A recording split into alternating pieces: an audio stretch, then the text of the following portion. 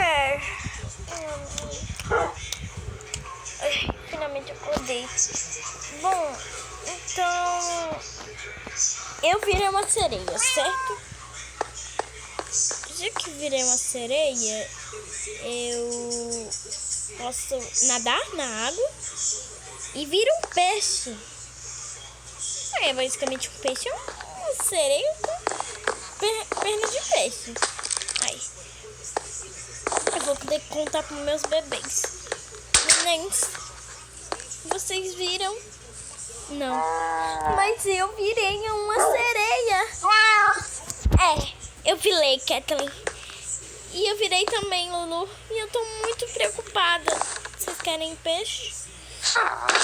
Vou pegar um peixinho pra vocês. Ai, deixa eu pegar uma farinha aqui pra vocês. Deixa eu...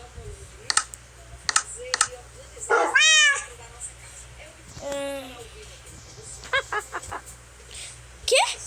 Quem fez isso? Quem fez essa zoada? O que é isso? É uma bruxa! Peraí, bebês. Eu já volto. Mas eu preciso da minha arma. Deixa eu procurar. Aqui, achei.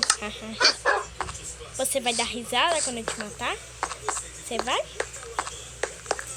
Fala que você vai. Horrorosa, nariz de pato. Cadê você? Pode estar com a poção na mão. Eu não ligo. Eu tô me sentindo mais forte. O que é que... O slime! Sou do meio Keeper. Eu preciso dele. Ai!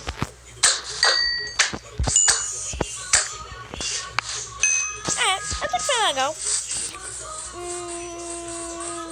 O que será que eu vou fazer? Aproveitando que eu tô aqui... não. Eu vou ter que entrar porque eu não estou me vendo ainda. Acordei e já vim pra rua, meu Deus. Bebês, não façam isso, tá? Toma, nenê.